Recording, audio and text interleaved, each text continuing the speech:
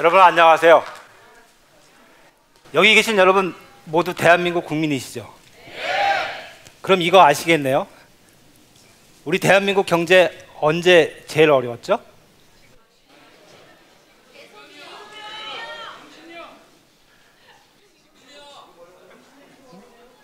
IMF 때 아니에요?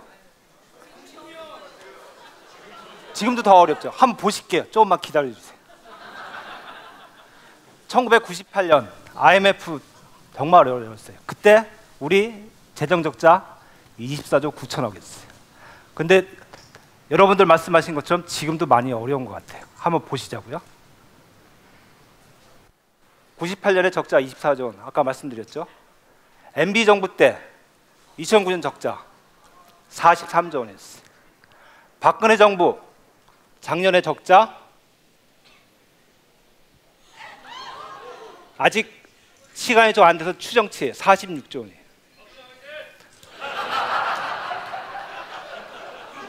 아니 지금 재정 적자가 IMF 시대에 거의 2배에 가까워요.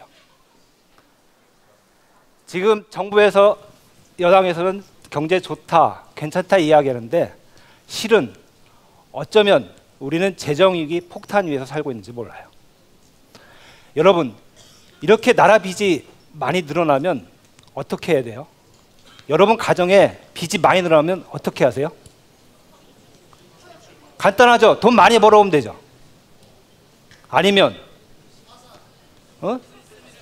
그죠? 씀씀이 줄이면 되잖아요.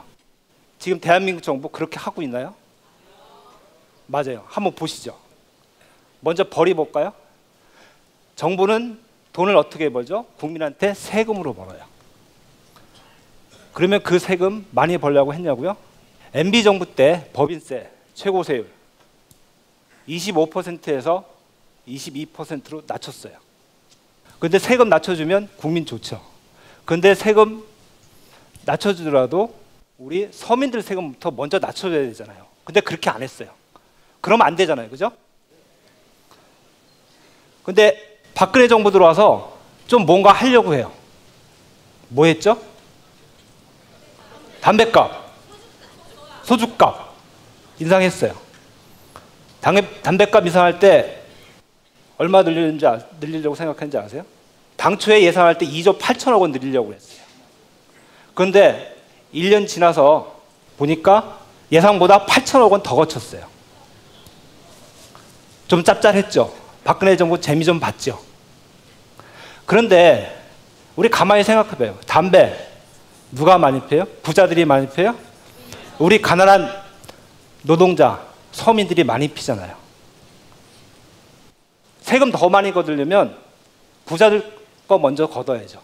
우리 가난한 사람들, 서민들 거 먼저 걷으면 안 되잖아요. 그리고 우리 작년에 기억나시죠? 연말정산. 우리 봉급쟁이 애간장 타들어 왔잖아요. 그런데 정부는 뭐라고 얘기하죠? 여당은 뭐라고 이야기하죠? 증세는 없다고 얘기하죠. 근데 우리 서민은 증세는 있다고 믿고 또 한다고 생각을 해요. 이 정도 되면 정부에서 대통령이 진실한 사람이라면 이제 우리 재정이 이렇게 어려우니 국민 여러분 세금 좀 더 내주십시오 라고 부탁하고 사과해야 돼요.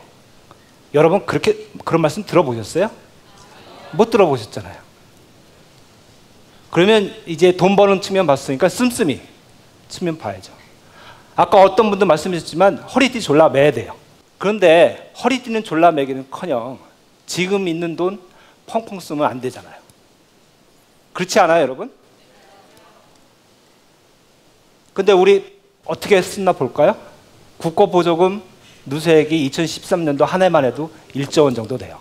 그리고요, 또 뭐가 있을까요? 하도 많아서 제가 생각이 안 나요. 한국형 전투기 한다고 해서 18조 원 쓰고 있는데 그거 유명무실해졌어요. 또 뭐가 있을까요? 4대강 사업한다고 22조 날려버렸어요. 자원회계 한다고 40조 투자해놓고 5조만 해소해버렸어요. 35조 날려버렸어요. 이러면 안 되잖아요. 여러분, 속력 안에 기름이 흐르는데 그 기름을 살살 빼먹는 사람 뭐로 처벌하죠? 특수절도죄로 처벌해요. 그러면 세금 걷어다가 세금 쓰는 사람들 살살 빼먹으면 뭐라고 처벌해야 되죠? 저 같으면 국고 특수절도죄로 처벌하고 싶어요.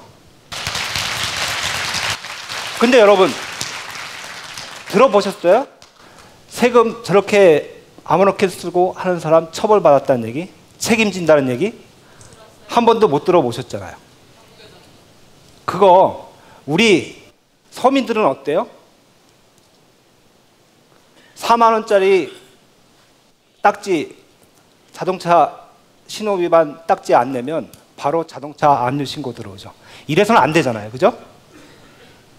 우리가 낸 세금 어떻게 쓰는지 한번 잘 봐야 되잖아요. 그래서 잘못 쓰는 거 파헤치고 잘 쓰게 하도록 해봐야 되는 거 아니에요. 눈 부릅뜨고 한번 봐야죠. 그러면 그거 누가 할 수 있을까요? 예, 제가 할 수 있어요.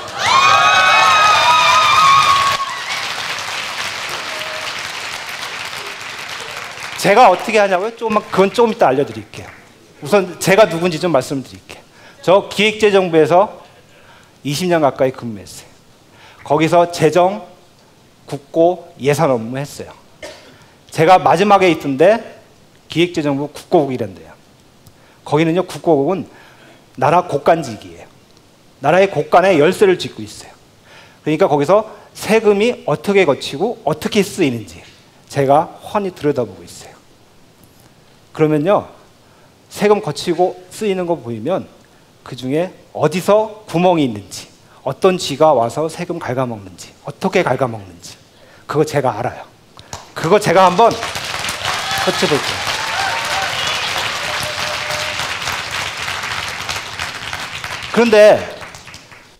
그래서 제가 고양이가 되려고 하는데요.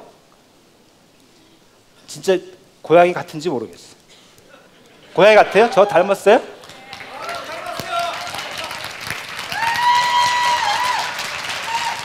그래서 제가 슈퍼 고양이처럼 뭐 하나 만들어냈어요. 국가재정 V3라고 하는데요. 이거 안철수 의원 만드신 컴퓨터 바이러스 막는 백신이 있죠. 거기에서 좀 따왔어요. 제가 좀 미안해요. 그런데 잘 들어보시면 제가 안철수 의원보다 나을 거예요.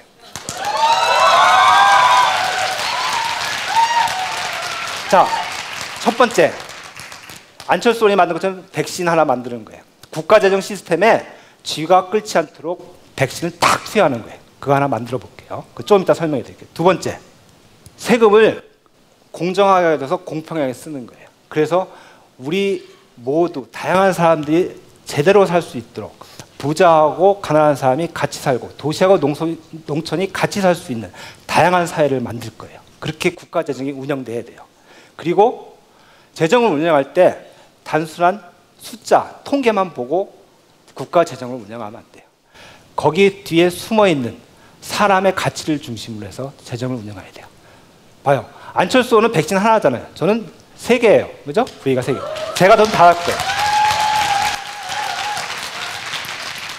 이런 거 국가재정 백신 V3 하려면요, 재정민주주의 하면 돼요. 재정민주주의 어려우시다고요? 안 어려워요. 정치에도 민주주의 하잖아요.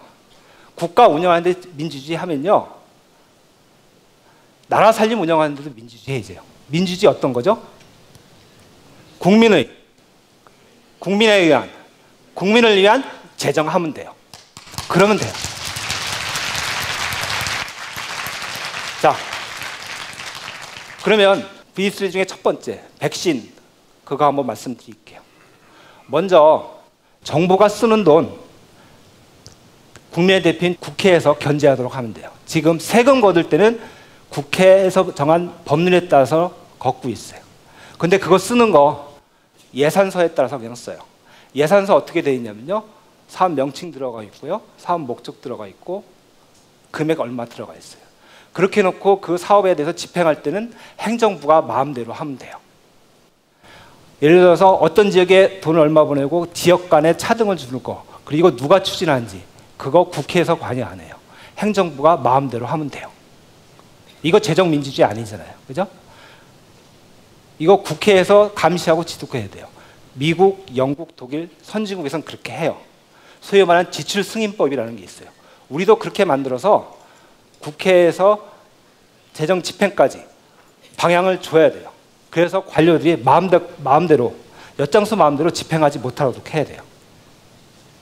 또 뭐가 있을까요? 정부 결산보고서 제출해요. 그거 1년에 한 번 제출하는데요. 1년에 2번, 최소한 2번은 제출하도록 해야 돼요. 결산, 돈을 얼마 쓰고 얼마나 벌어들였는지 그거 빨리 정부가 국회에 보고하고요. 국회에서 정기적으로 심사해야 돼요.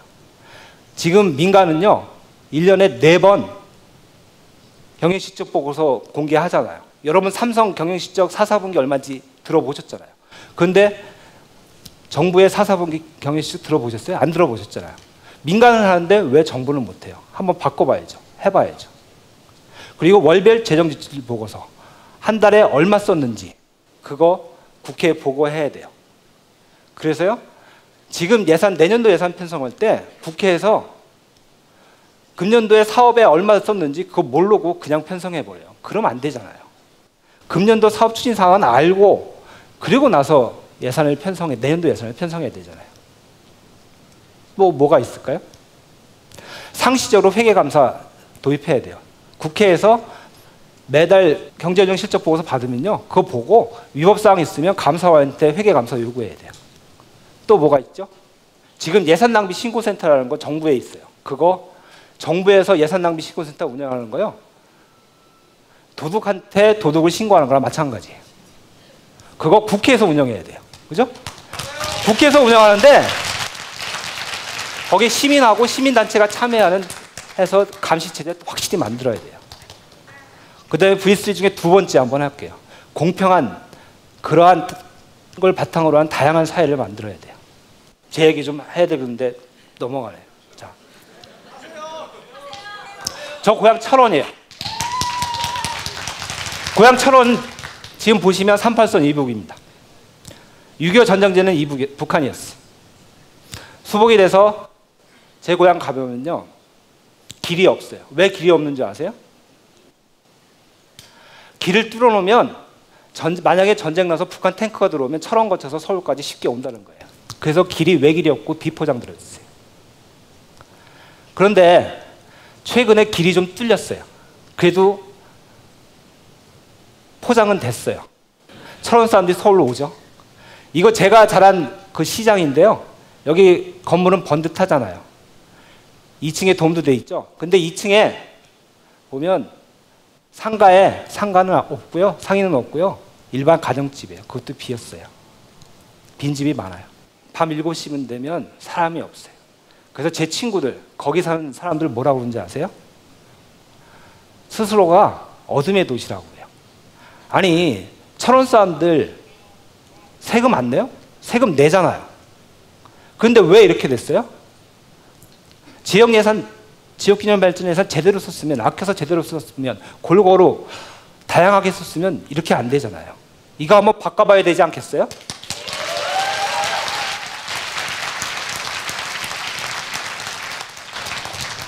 사람의 가치, 자꾸 숫자로만, 통계로만 재정을 펼치다 보니까 이런 일이 발생한 거예요. 숫자 뒤에 숨어있는 사람의 가치, 그거를 위한 재정을 해야 돼요. 머리는 차갑게 가슴은 뜨겁게 아시죠? 그걸 기초로 해서 우리 문화가 살아있고 커뮤니티가 있고 또한 사회적 약자, 장애인, 세터민, 다문화 가정 그런 분들을 배려하는 그런 재정이 돼야 돼요. 그게 더불어 사는, 더불어 함께하는 우리 재정 정책을 펼쳐야 되는 거예요. 그렇게 한번 해보실 거죠.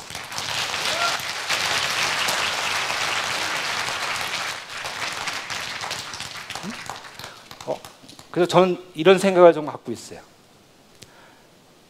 정치란 여러분하고 같이 한번 좀 생각을 해보고 싶어요. 정치란 어떤 걸까? 국가다운 국가에서,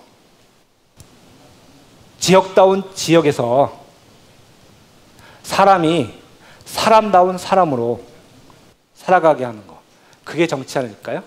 여러분, 저와 함께 그런 정치 한번 해보시죠. 감사합니다.